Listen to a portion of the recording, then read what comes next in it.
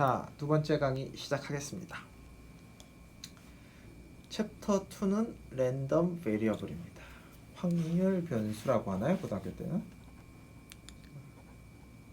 랜덤 변수라고 했던 것 같아요. 랜덤 변수라고 하나요? 예. 자, 이게 상당히 재밌는 장면이죠. 랜덤 베리어블은 랜덤하지도 않고 베리어블도 아니죠. 자, 지금 우리가 지난 시간에 확률에 대해서 보죠. 샘플 스페이스라는 게 있고, 여기 원소들이 있는 거죠. 그 중에서 관심 있는 부분 집합들이 하나하나가 이벤트인 거고, 요거의 크기를 재주는 게 프로버빌리티인 거죠. 요게 랜덤한 게 있나요? 랜덤 할 만한 건덕지라가 있나요? 전혀 없죠. 아무것도 없어요. 랜덤하다라는 거는 이 확률 이론에서 그런 얘기가 나오질 않아요. 그냥 우리가 그걸 해석하는 거지. 그러니까 랜덤 베리어블은 뭐냐면 이 샘플 스페이스의 원소를 숫자로 매핑하는 함수죠. S라고 쓰면 매핑해준 함수인 거죠. 그러니까 랜덤하지도 않고 베리어블도 아니죠. 뭐 굳이 얘기하면 디터미니스틱 펑션인 거죠. 랜덤 베리어블은 근데 무슨 뭐 그렇다고 해서 이게 뭐 틀렸다라기보다가 아니고, 그러니까 랜덤 베리어블은 뭔가 우리 입장에서는 랜덤 넘버가 툭툭 튀어나온 무언가가 있어요. 랜덤 넘버가 툭툭 튀어나온 무언가가 있어요. 퉁퉁 튀어나와. 근데 그거를 여기서 뭔가 함수로 매핑했다고 본 요 함수를 다루는 거죠. 이런 함수를 생각해서 이 함수가 찾아서 막 이렇게 탕탕 해주는 건 아니지만 요 함수를 다루는 거고, 그게 랜덤 베리어블인 거죠. 자,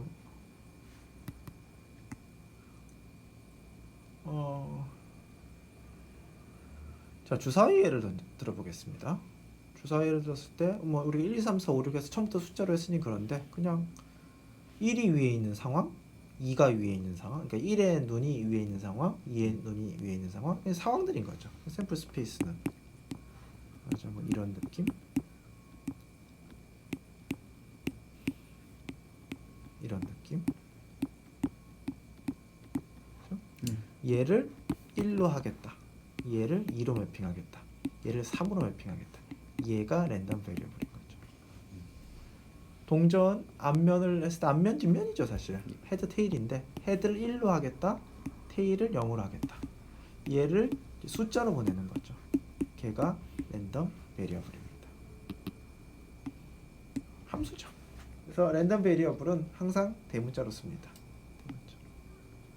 그리고 우리가 뭐 주사위 예를 들었을 때 자, 이런 식으로 쓰는 거죠. px는 1이다.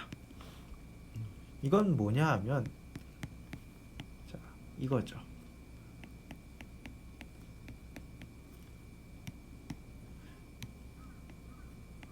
xs가 1이 되는 집합의 크기를 재주세요 라는 뜻인 거예요. 그러니까 이런 기호를 쓰는 거는 이게 뭐예요? 아까 우리 좀 눈금을 봤을 때 요거의 크기를 재주세요 라는 뜻인 거죠. 그러니까 우리가 챕터 1에서는 probability는 집합의 크기를 재는 거라고 했었죠. 근데 이제 이런 식으로 숫자를 써서 집합을 나타내는 거죠. 여기서는 항상 여기는 소문자로 쓰죠.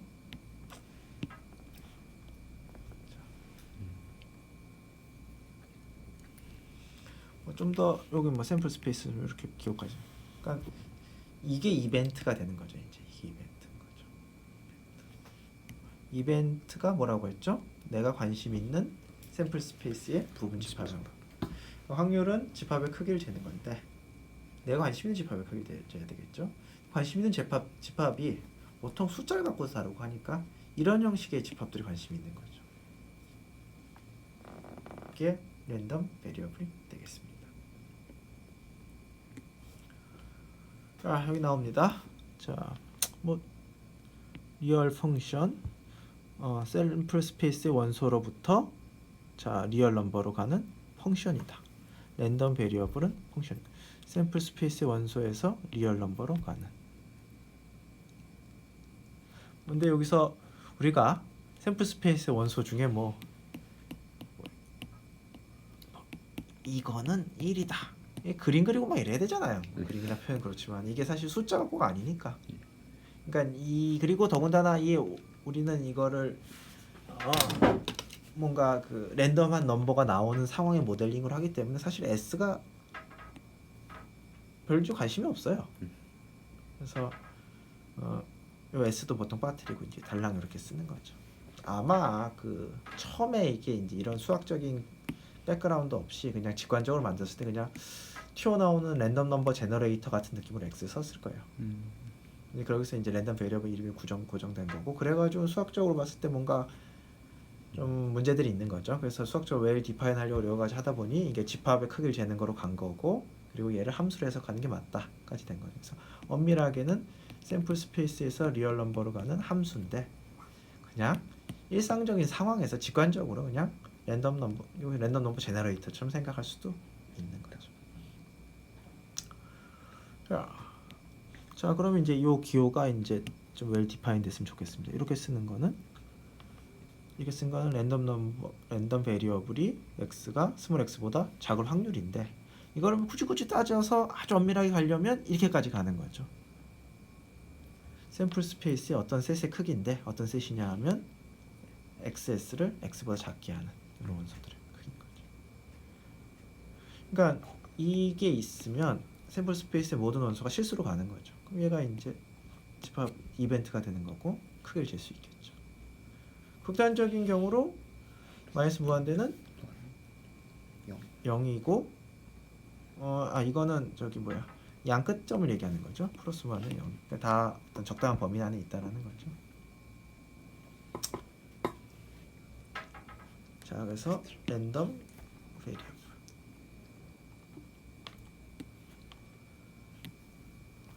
자 일단 그림인데요. 자 이거 같은 경우는 동전과 주사를 던지는 건데 총 12가지의 상황이 있는 거죠. 이게 이제 샘플 스페이스의 원소인데 막 뭐 글자도 쓰고 뭐 그냥 숫자가 아닌 것도 있죠. 이렇게 쓰는 건데 얘들을 각각의 어떤 숫자로 보내는 얘가 이 함수가 이게 랜덤 베리어블인 거죠. 그러니까 말하자면 x t 6은 얼마죠? 마이너스 12. x h1은 얼마죠? 0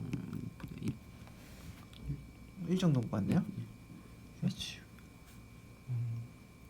그러면 한번 계산해 볼까요? p x가 마이너스 6은 등호 쓰지 말고 그냥 등호로 하겠습니다. x가 마이너스 6은 이건 얼마죠? 크기가?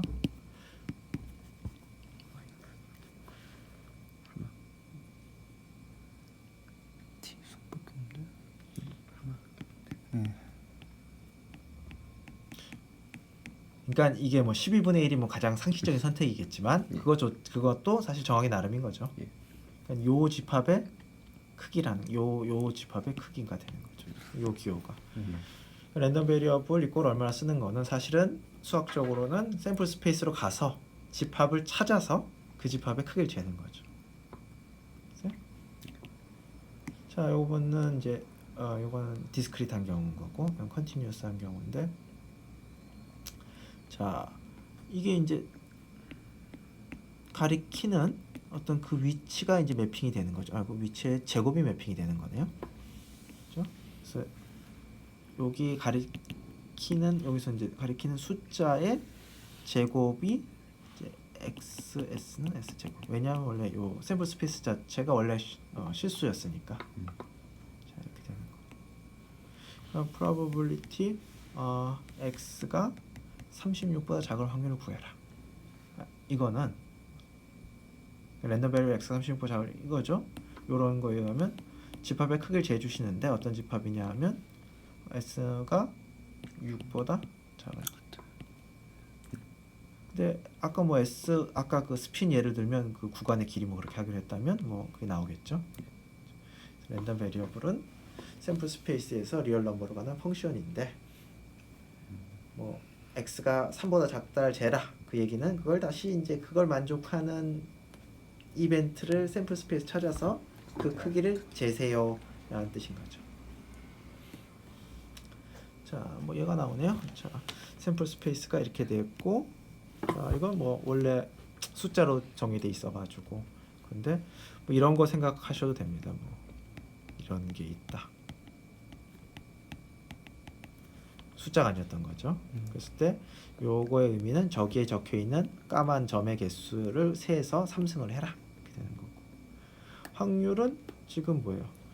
요거를 각각을 이렇게 미리 정해 놓은 거죠. 때 P 이게 1의 크기를 구하라 하는 거는 얘가 1이 되는 S를 구해야 되는데 요거 온 거였고, 그거의 크기가 4분의 24라고 했던 거죠. 8을 구하라는 거는 얘가 8이 되는 S를 구하는 건데 S가 요거였죠. 요거를 봤더니 크기가 3분의 24분의 3 그런 식으로 하는 거죠. 그러니까 챕터 1과 챕터 2가 다른 얘기가 아니라 같은 얘기예요. 사실 챕터 1에서는 뭐 집합에 대해서 얘기하고 챕터 2에서는 뭐 랜덤 베리어블에 대해서 얘기하는 게 아니라, 랜덤 베리어블이라는 게 집합을 표현하는, 이게 집합을 표시하는 거죠. 그렇죠? 이것도 집합을 표시하는 거고, 네. 샘플 스페이스의 부분 집합을 표시하는 거죠. 자, 그랬을 때 이제 확률의 이제 가장 기본이 되는 거죠. 저게 CDF를 고등학교 때 뭐라고 배웠나요? 누적 확률 분포라고 하나요? 잘 기억이 안 나는데. 누적 확률 분포 그거 하겠습니다. 데피니션이 이겁니다.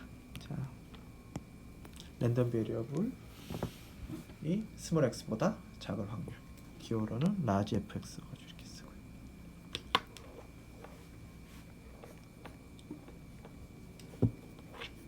이거를 이제 저기 뭐야, 집합 이벤트처럼 쓰게 되면 S는 샘플 스페이스의 부분 집합인데 XS가 이렇게 되겠죠.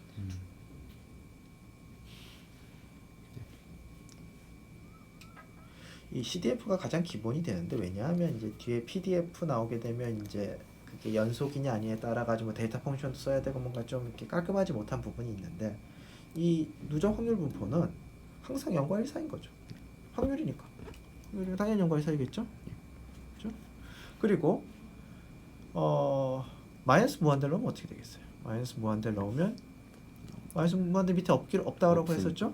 0 나오겠죠. 플러스 무한대 넣으면 어떻게 되겠어요? 1 전체 1 나오겠죠. 이거는 확률 공리에 의해서 이렇게 되는 거죠. 그 다음에 얘는 어떻게 증명하면 될까요?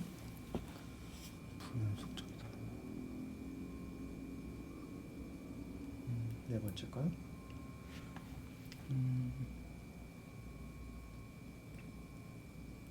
불연속적이다. 우리가 챕터 1에서 예. 두 집합이 포함 관계에 있으면 어떻다고 그랬어요? 포함한 집합이 확률이 더 크다라고 했었죠. 예. 생각해 보시면 이 뒤에 있는 요거에 대응된 집합이 더 커요. 예.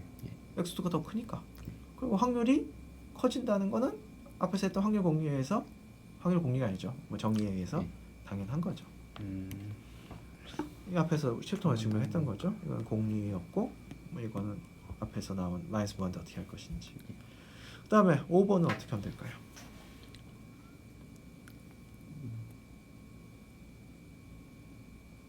CDF 두개 pen. 그 확률을 이것도 공리한 거죠. 이게 두 개가 예. 디스조인트한 셋이면 예. 얘가 만들어내는 셋이랑 얘가 만드는 셋이랑 지금 디스조인트하죠. 예. 요거는 집합 S, XS가 X1과 X2 이건 거고, 요게 만들어낸 셋은 S, XS가 이건 거죠. 예. 두 집합 디스조인트하죠. 그렇다면 이 집합의 크기 더하기 이 집합의 크기는 두 개 합집합의 크기인 거죠. 합집합이 뭐죠? X2 이건 거죠. 예. 요게 요게 얘가 얘인 거죠. 합집. 그렇죠? 예. 해서 됐고요. 자, 요건 한번 왜 그럴까요? 라이트 컨티뉴어스.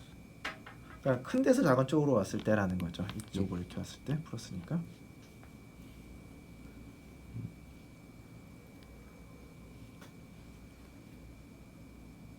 네피.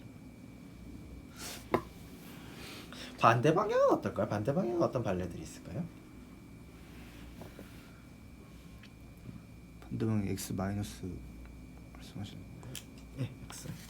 얘는 자 이쪽으로 가게 되면 점프가 있을 수도 있죠. 그러니까 뭐 얘가 크기가 이제 0보다 클 수 있는 거죠.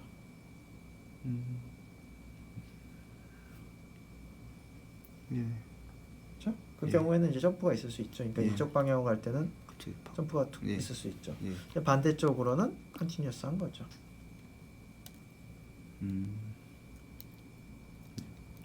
플러스가 같이.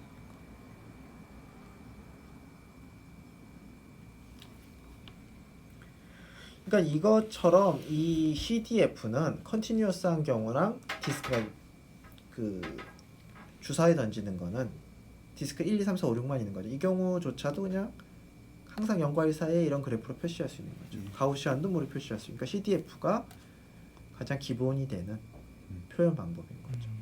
그리고 랜덤 베리어블의 핵심은 나는 이거에 대해서 아는 게 이거밖에 없다라는 거죠. 그래 만약에 뭐 네가 S가 뭐에서 출발했는지 내가 다 안다. 그러면 이제 뭔가 확률 모델링에 적합한 게 아니고 내가 아는 거는 이것만 하는 거죠. 요것만 알 때 내가 X 갖고 뭘 하겠다라는 거죠. 그러니까 뭐 정해져 있지만 그걸 쓰면 안 되는 거죠. 규칙은 내가 이거에 대해서 분석하는데 이것만 쓰겠다라는 거죠. 그게 규칙인 거죠.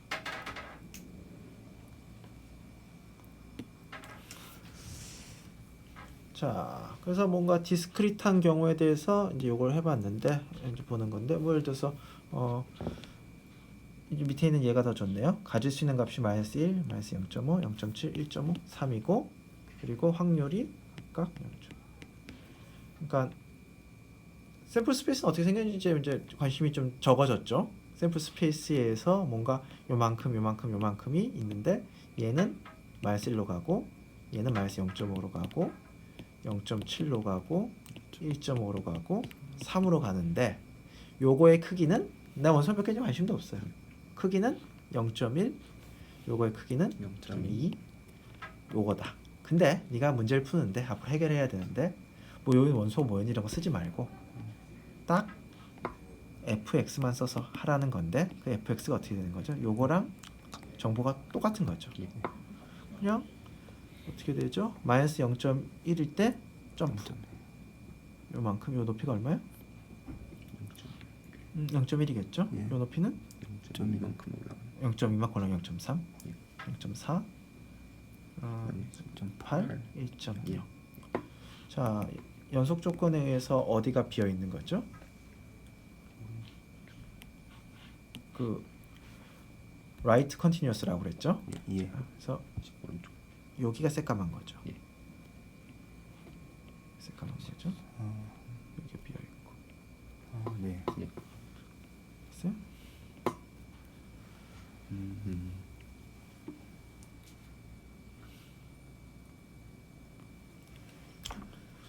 그래서 이렇게 하나하나가 이렇게 땅땅땅 돼 있는 경우가 이제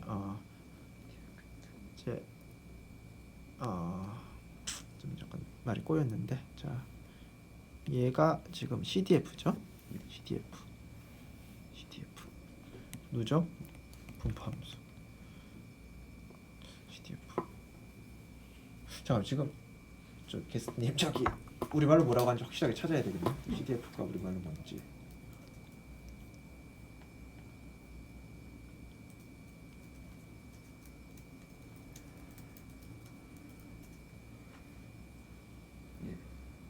누적 분포함수.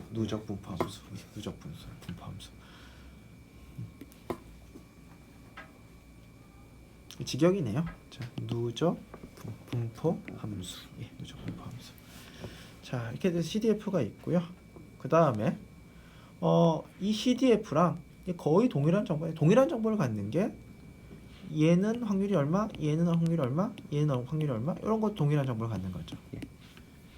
그렇게 표현할 수도 있죠. 그러니까 얘와 얘가 지금 얘와 얘가 동일한 정보를 갖는 거죠.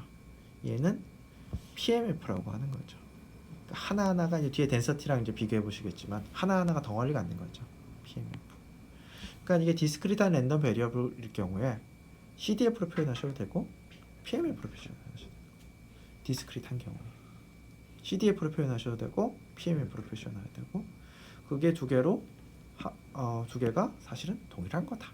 디스크리트 때는. 자 그러면 지금 우리 한번 주사위 던졌을 때를 주사위 던졌을 때 나오는 눈금이 1, 2, 3, 4, 5, 6을 랜덤 베리어 X로 뒀을 때 PMF 써보고 CDF 써보죠. 써보시죠.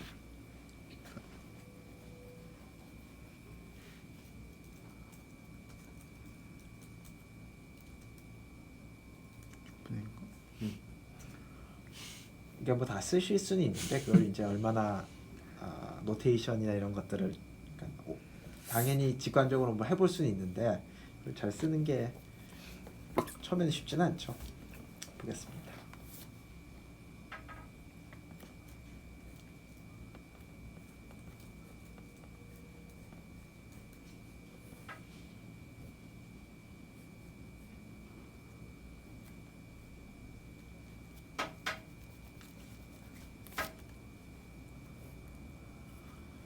자, 우선 CDF는 뭐 좀 쉽습니다. 아까도 나왔고요. UX라는 함수가 필요해야 되겠지만 이렇게 쓰면 되겠죠. 자, 6분의 1 UX 1 앞에 데피니션이 나왔으니까 뭐 대로 하면 되겠죠.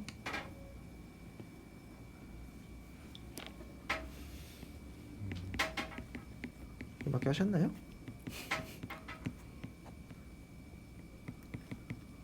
그럼 이게 요 랜덤 베리어블 여기 써주시고 대문자여야 되겠죠. 그 다음에 여기 값 써주시고 뭐 꼭 x가 y라고 쓰셔도 되죠. 자. 그러니까 내가 이제 주사위를 갖고서 어떤 상황은 이것만 갖고서 이제 계산을 하는 거죠. 이것만밖에 모르는 거죠. 자, 그럼 PMF로 쓰면 어떻게 되느냐? 마음대로 쓰시면 됩니다. 뭐 여러 가지 표현법이 있어요.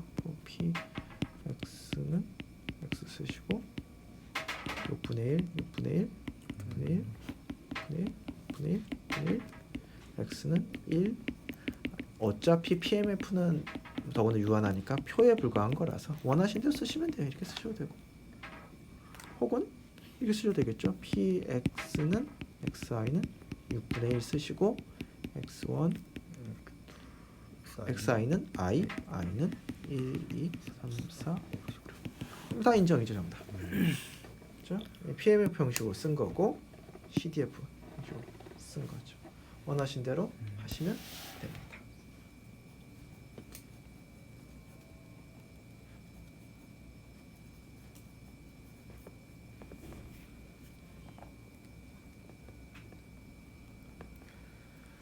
자, 이번에는 이 CDF를 미분하는 거죠. 그랬을 때 PDF 확률 밀도 함수인 거죠. 밀도를 적분해야지 질량이 나오는 거죠. 그러니까 요거는 요 하나하나가 이제 덩어리인 거죠. 확률 덩어리 뭐 0.3, 뭐 0.3이나 0.3인데 근데 여기서 그냥 확률 덩어리라서 매스라는 게 들어간 거고 여기서는 덴서티라서 적어도 얘를 적분해줘야 확률이라는 게 나온 거죠. 이 자체로는 미분한 거라서 뭐 값이 0보다 클 수도 있죠. 0보다 작을 수도 있고 1보다 클 수도 있고 0보다 작을 수도 있고 얘가 확률을 얘기하는 게 아니라 얘를 적분한 게 확률을 얘기하는 거죠. 죄송합니다. 기울기가 0보다 커야죠. 왜냐하면 얘는 항상 증가함수니까. 그러니까 이제 기울기가 1보다 클 수는 있습니다. 그렇죠? 1보다 클 수는 있습니다. 그래서 PDF Probability Density Function. 그러니까 랜덤 베리어블이 디스크리트하든 컨티뉴어스 하든 얘는 항상 기본인 거고 디스크리트한 경우에는 PMF로 쓰는 게 좀 편하고 컨티뉴어스한 경우에는 PDF로 쓰는 게 편하죠. 그 얘기입니다.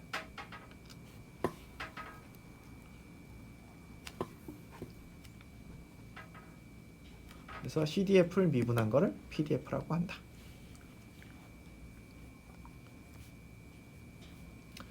전체적으로는 뭐 미분 가능, 그러니까 PDF가 well 디파인이 돼야 되겠죠. 한두 점에서 디파인이 안 될 수도 있죠. 요 밑에 있는 예제가 그런데 요 점에서 이제 기울기가 정의가 안 되는데 별 문제가 안 되는 게 어차피 이걸 적분해서 확률이 나올 거잖아요. PDF를 적분해서 나올 건데 뭐 한두 점이 뭐 불연속이어도 적분값은 영향을 안 주니까 예. 뭐 큰 이슈가 없습니다.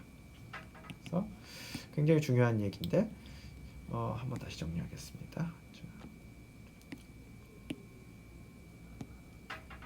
랜덤 베리어블이라는 거는 샘플 스페이스에서 실수로 가는 함수인 거고 어떤 이 기호 이거는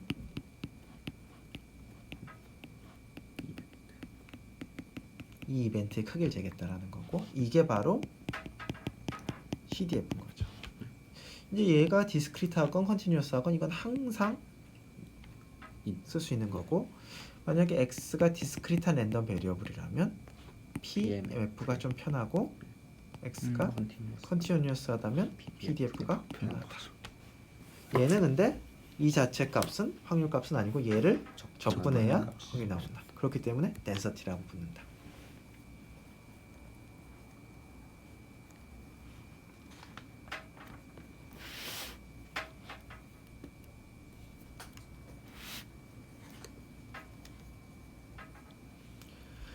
자, 근데 뭐 수학적으로는 그런데 우리 그 전자과 현상고 델타 펑션이 있어가지고 그냥 뭐 PDF를 그러니까 뭐 불연속에도 막 미분을 막 하죠. 델타 펑션을 써가지고.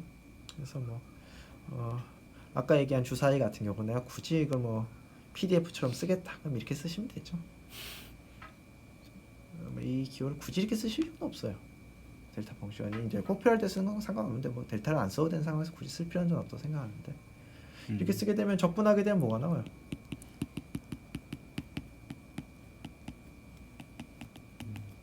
적분하게 되면 아까 얘기한 CDF가 나오니까 좋죠? U를 미분하면 델타니까 미분 적분 관계니까 이게 그런 의미에서 얘는 이제 PMF보다 PDF가 적당한 표현인데 또 어떻게 보면 뭐 이게 좀 여기서 좀 애매하죠. 이게 PMF냐 PDF냐 애매하죠. 이게 PMF냐 PDF냐 이런 문제 안 낼 테니까 뭐 이거 이름 갖고 너무 고민하지 마세요. 이렇게 쓰면 당연히 그러니까 디스크리트한 경우는 저 같은 경우는 이게 좀 좋은 표현이라고 생각해요. PI 그렇죠? 그다음에 이제 XI랑 PI랑 명시해 주시면 되는 거죠. 이거를 이제 위에처럼 쓰신다면 이제 이렇게 되겠죠. PI 델타 X 빼기 사실은 이제 두 개가 같은 얘기를 하고 있는 거죠. 이건 XI 확률이 PI라는 얘기를 하는 거고 요거는 XI에서 델타가 PI만큼 위로 솟구친다라는 얘기를 하는 거죠. 사실 두 개는 같은 얘기를 하는 건데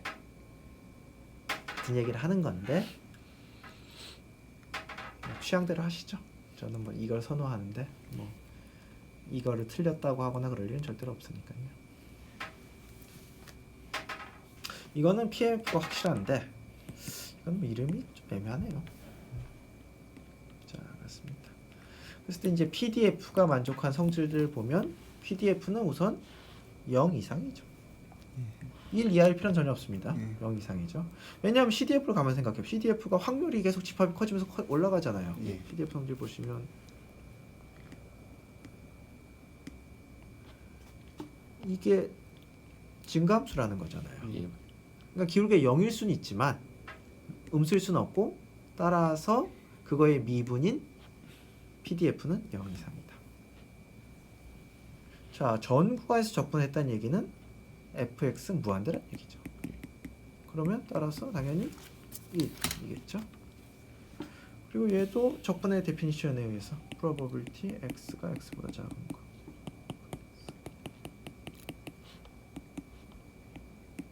왜냐하면 PDF는 CDF의 미분이니까.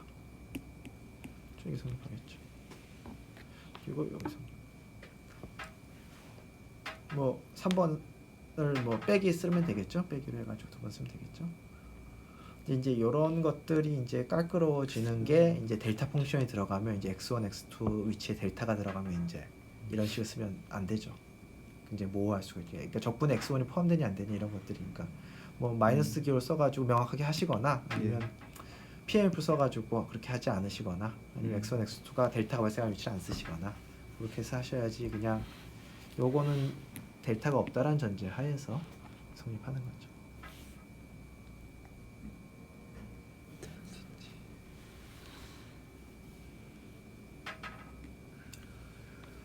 자, 이제 가우시안입니다. 자, 이제 랜덤 베리어블을 배웠고 데피니션도 배웠고 CDF, PDF 다 배웠어요. 그러면 아까 우리가 뭐 해왔던 것처럼 얘기했던 것처럼 쓸모있는 내가 이 상황에서 뭘 모델링하기에 적당한 이런 상황이 있는데 이거를 뭐로 모델링하면 좋으냐 이런 것들 생각해야 되는 거고 그 중에 단연코 1번이 가우시안인 거죠. 가우시안. 자, 가우시안은 어떤 거 모델링하기에 좋죠?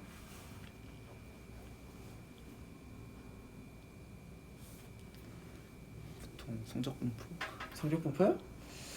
꼭 그렇진 않죠. 여러분 성적을 이렇게 항상 해보면 시험 문제를 어렵게 내면 이런 분포를 따르고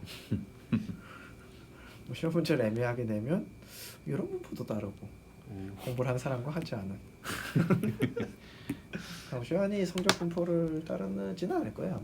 아마 시험 문제를 잘 내면 뭐 이런 느낌의 분포가 나온 게 나오죠. 왜냐하면 공부한 사람들과 아닌 사람들의 구별이 이렇게 돼야 되겠죠.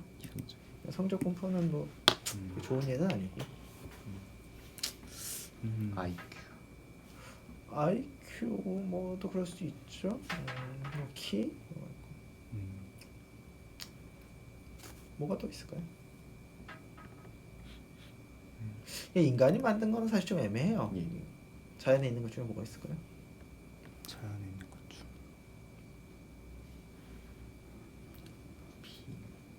이제 노이즈가 서멀 노이즈가 가우시안을 많이 모델링이 되죠. 그러니까 이런 거죠. 그러니까 여러분이 자 더운 날 저항 아무도 연결 안 된 저항량 끝에 오실로스코프를 대요. 했을 때 몇 볼트가 나올까요? 0볼트가 나온다가 뭐 이게. 근데 이제 서멀 노이즈에서 이게 마이크로 볼트 단위로 측정이 가능하다. 그럼 막 나오겠죠? 이렇게 나오겠죠? 그 값들을 히스토그램을 그려요. 그럼 당연히 0볼트가 제일 많을 테고 1 마이크로볼트가 뭐 각종 종류 있을 거예요. 2 마이크로볼트도 있을 거고 3 마이크로볼트 나와. 마이너스 1 마이크로볼트. 그러니까 이걸 갖고서 히스토그램을 잘 그려보면 가우시안을 따르는 거죠.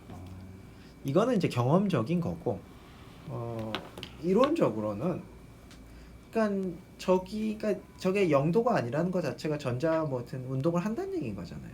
전자 이동은 뭐가 발생해요? 전기장이 발생하고 전압이 그러니까 그 포텐셜 유도가 되겠죠. 그럼 양끝에 전압이 걸린다고요. 근데 각각의 어떤 미세한 것들이 독립적으로 이렇게 하면서 합쳐지게 되면 정말 유명한 정리가 있죠. 센트럴 리밋 시어럼.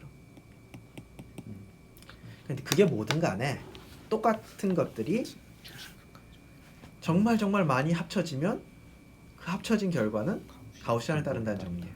그러니까 노이즈 모델링 어떤 이론적인 근거인 거죠. 그러니까 이 각각 하나가 어떤 분포를 따르든가 상관없이 걔가 모든 전자들은 사실은 뭐 아이덴티컬한 거고 걔네들이 각각 제각각 모은 걸 다 더하면 가우시안을 따른다. 그러니까 노이즈 같은 걸 모델링하기에 가우시안이 굉장히 좋죠. 그래서 뭐 너무 좀 자기적인 얘기긴 하지만 예를 들어서 내가 이렇게 되겠죠. 노이즈에 대한 모델이 있을 거예요. 노이즈에 대한 모델이 있는데 평균 당연히 0일 테고 분산이 있는데 내가 뭐 지금 예를 들어서 99%의 확률로 이 노이즈가 몇 볼트 안에 들어와야 된다. 이런 거는 이제 이런 모델링을 써가지고 할 수 있겠죠. 시그마는 뭐 지금 온도와 관련된 무언가 함수일 테고 그런 식으로 내가 이렇게 하려면 온도를 얼마 밑에서 실험을 해야 된다라거나 이런 것들을 계산할 수 있겠죠. 그래서 노이즈를 모델링하기에 가우시안이 좋은 거고 이 식은 어떤 변명의 여지도 없이 못 외우시면 안 됩니다. 무조건 외우셔야 되는 거고요. 가우시안을 못 쓰시면 마음 같아서는 과목 낙제를 시켜야 된다고. 그렇죠? 가우시안 식의 2를 빠뜨리고 외워가지고 문제를 잘못 썼습니다. 그러면 안 되죠. 가우시안은 얘가 얼마나 그 표준적인 분포면 이름이 정상 분포겠어요. 너무 맛있어. 정상이란 얘기. 아이고 네가 정상 분포네. 정상적인 디스트리뷰션이네 이런 거죠. 자, 이거의 뭐 CDF는 당연히 수학적으로 웰 디파인 되어 있지만 뭐 클로즈드 폼은 사실 없어요. 그래서 뒤에 그 테이블 보시면 값들이 있어요.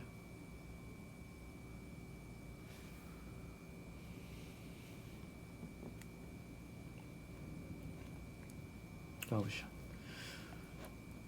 그러니까 가우시안은 뭐 노이즈, 서멀 노이즈 모델링 가장 기본이고 그 외에도 뭐 많이 가우시안을 따르죠. 그리고 그런 거에 대한 어떤 이론적인 근본이 이론적인 바탕은 센트럴 리미트 시어럼이 하고 있죠. 왜냐하면 자연계에 많은 현상들이 미세한 것들이 이렇게 중첩돼 가지고 막 더해져서 나타나는 거죠. 그러니까 지금 내가 양쪽에 측정하고 있는 전압 X는 전자 1이 만든 애, 전자 2가 만든 애, 전자 3가 만든 애, 전자 100만 번째가 만든 애에 합쳐진 거다 보니 이 어떤 센트럴 리미트 시어럼이 이게 가우시안을 따르는 거에 대한 어떤 증명? 그냥 뭔가 이게 좀 타당하다라는 이제 설명을 해주는 거죠. 자, 요게 이제 표에 있죠. 우리 테이블에 있어가지고 아까 그 지난 시간에 우리가 100문제 풀어서 찍어가지고 하는 거, 그 뒤에 찾아봤던 그 표가 이렇게 있는 거죠. 이거 보고서 찾는 거고, 그 표는 여기다 얼마 썼으면 되는 거죠? 5점 얼마였나? 뭐 그래서 썼으면 되는 거죠. 그게 이제 했던 게 이런 거였던 거죠. 우리가 했던 게. 뭐 Q 펑션이나 이런 것들은 뭐 시험 문제에 내지는 않게 뭐 이제 이렇게 표현해가지고 많이 쓰는 건데 우리는 뭐 기본적으로 이렇게 얘기하는 걸 기본으로 하겠습니다.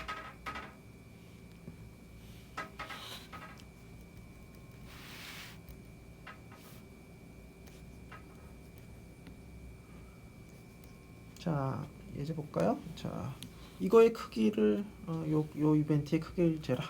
자, 평균이 3이고 표준 편차가 2다.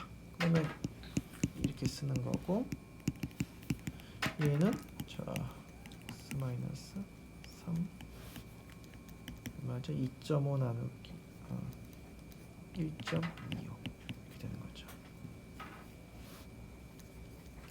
저거는 표를 찾아보면 되는데 뭐 지금 책 쓰는 분들 한번 찾아보시죠. 자, 제가 지금 갖고 있는 게 몇 판이죠? 몇 판이 안 적혀 있는데 제 책 기준으로는 저게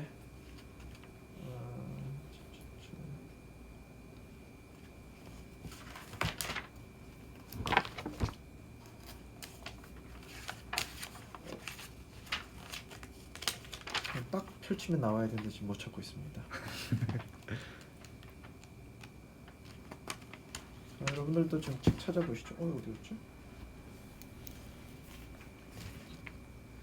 자, 제 책 기준 462페이지에 있네요. 그랬을 때 1.25를 찾아보면 1.25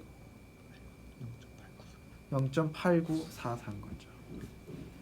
그러니까 평균이 3이고 표준 편차가 인 가우시안 랜덤 베리어블이 5.5보다 작을 확률은 89.4%인 거죠. 그렇죠?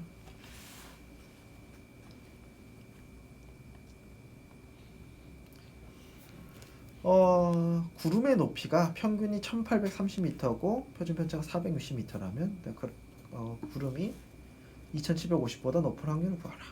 그러면 저렇게 해서 구하시면 되겠네요.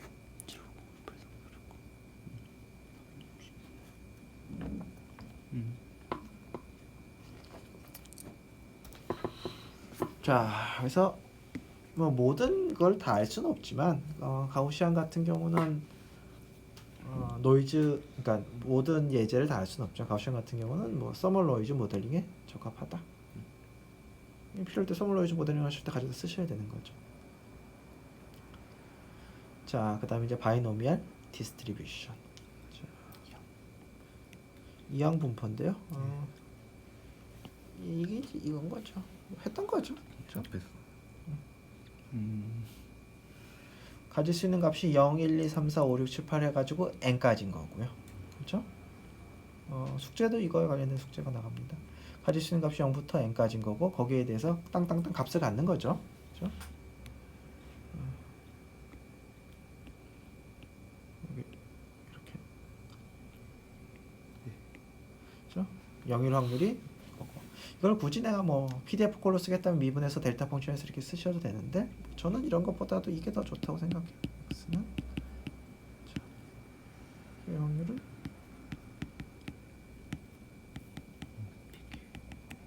지금 딱 PF 꼴로 쓴 거죠. 기분은 0부터 이건 뭐 어떤 상황을 설명하기 좋을까요? 동전 아니면 주사. 주사위 뭐 어떤 거? 주사위가 눈이 1이 나올 확률. 아니죠. 그건 하나잖아요. 주사위 눈이 1이 나올 확률은 뭐 6분의 1 이런 거고 이거는 1 주사위를 6 10번 던졌을 때 내가 사지선다형 문제를 20개 찍었을 때 이럴 때 좋은 거죠. 이게 또 이제 뭐 이렇게 예제가 별로 어렵지 않죠. 뭐 뒤에 가면 예제가 저도 잘 모르는 것들이 있어요. 근데 이런 것들은 쉬운 예제인 거죠. 쉬운 예제. 됐어요? 예. 자, 랜덤 베리어블 했고 뭐 CDF 얘기했고 PMF 앞에 거는 랜덤 베리어블 얘기했고 CDF도 얘기했죠. 뭐 CDF가 클로즈드 폼이 아니다. 그건 뭐 인간한테 문제인 거지 뭐 그냥 이게 있는 거고. 이거 같은 거 이제 PDF로 얘기하는 게 이제 편하고 가우시안 같은 경우. 자, 이거는 뭐 CDF로 얘기하는 것보다 이건 PMF로 얘기하는 게 편하고 좀 상황마다 다르죠. 하지만 CDF는 항상 well defined 된다. 자, 포화성 디스트리뷰션이 되겠습니다. 포화성 디스트리뷰션. 자, 뭐 분포 보면 포화성 디스트리뷰션 보면 이제 사람들이 벙 뜨죠. 포화성. 이게 뭐지? 그러면서. 자, 이제 뭘 모델링하기 좋은 것일까? 가장 기억이 안 남아.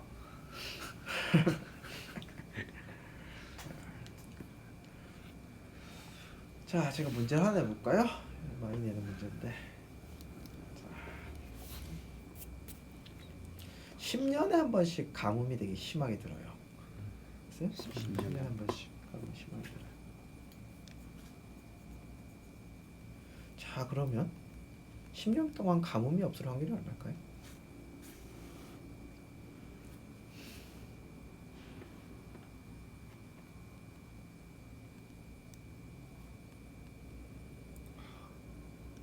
가뭄이 10년 중에 한 번. 그러니까 이게 만약에 이제 여기 이제 굉장히 많은 생각들이 들어가죠. 만약에 제 말 10년마다 가뭄이 된다는 얘기를 하나님이 10년 딱 가뭄 들게 하고 딱 카운트 세 가지고 또 10년 또 지나면 가뭄이 또 들게 해요. 그러면 10년 동안 가뭄이 없을 확률이 얼마예요? 없죠. 왜냐하면 10년마다 한 번씩 반드시 있으니까. 뭐 1월 1일 딱 되는 거예요. 가뭄이 뭐 하루 만에 드는 건 아니지만 이런 모델을 쓴다면 하나님이 알람 맞춰서 그때마다 버튼 눌러서 10년마다 가뭄이 들 확률, 10년 동안 가뭄이 안 들 확률은 0이죠. 이 모델 마음에 드세요? 별로 좋은 모델이 아닌 거죠. 그러면 가뭄이 드는 모델을 10년마다 한 번씩 든다는 거를 어떻게 해석하는 게 좋냐? 아니 내가 나는 한 달에 한 번씩 배탈이 나. 한 달에 두 번 날 수도 있잖아요. 그걸 내가 매월 1일 날 1시에 나기로 한 거 아니잖아요. 그런 모델이면 한 달에 두 번 날 확률이 제로죠. 마음에 드는 모델이 아니잖아요. 저 배탈이라고 해봅시다. 어떤 모델이 좋겠어요? 한 달에 한 번꼴로 배탈이 난다가.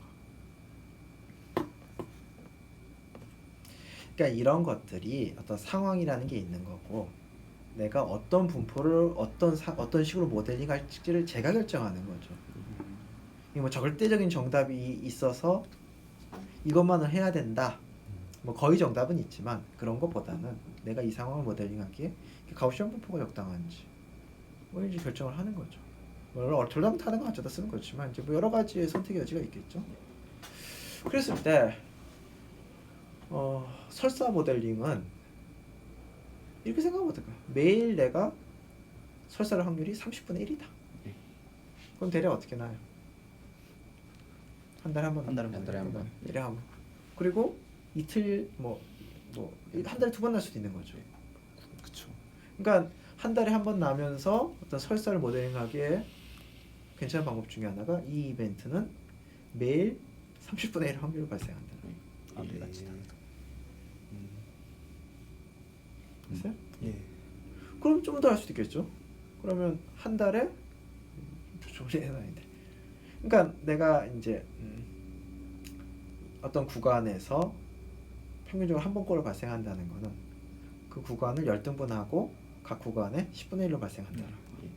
더 정밀하게 하면 구간을 100등분하고 100분의 1.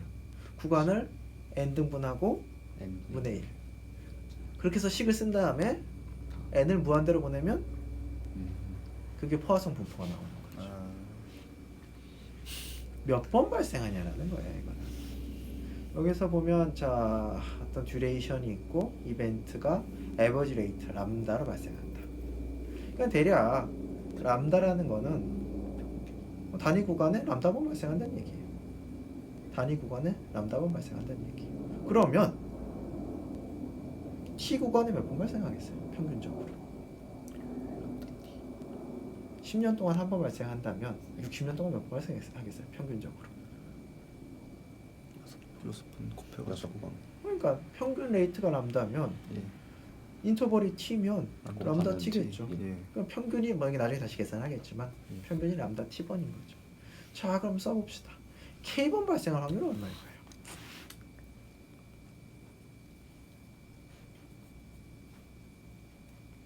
자 생각을 해봅시다. K번 발생하려면 어떻게 해야 되는지.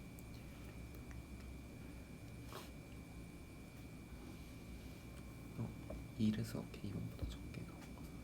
자 한번 해볼까요?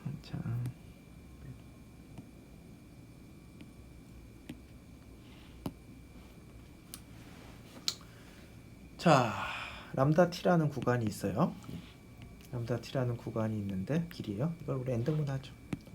n등분. 됐어요? 예. n등분 했어요. 그럼 요 구간에서 발생할 확률은 얼마겠어요? n분의 람다 t분의 n분의 n분의 발생한 횟수가 n분의 람다 t겠죠. 왜냐하면 전체적으로 람다 t번 발생하는데. 그렇죠? 예. 자, 근데 총 우리가 k번 발생한다고 그러면, 됐어요? 번 발생한다고 그러면 이게 발생하는 거였죠. 얘가 몇 번에 있어야 되죠? k번 있어야 되죠. 예. 이게 발생 안 하는 게 n 마이너스 t. 이항 분포죠. 예. n. 그리고 어떻게 하면 돼요? 리미트 n을 무한대로. 이거죠. 이게 포화성 분포의 기본 식이죠. 근데 이렇게 쓰면 뭐예요? 뭐야 이거 무슨 국한 미리 구해놓지 이러겠죠? 예. 국한을 구해놓은 게 뭐죠? 포화성 분포인 거죠. 진짜 그런지 한번 해볼까요?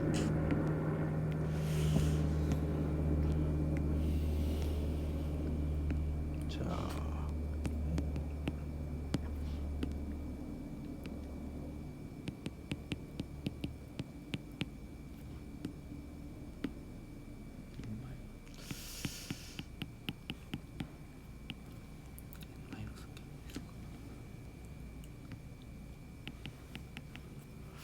이걸 극한을 보내면 어떻게 해야 되나?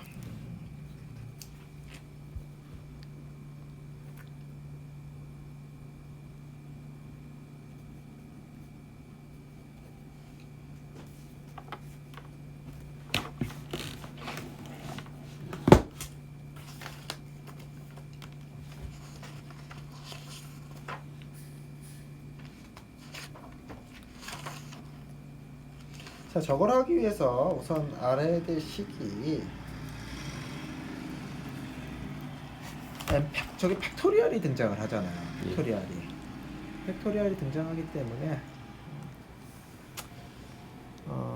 팩토리얼 근사식을 알아야 돼요. n이 굉장히 커지잖아요. 자, 팩토리얼 근사식이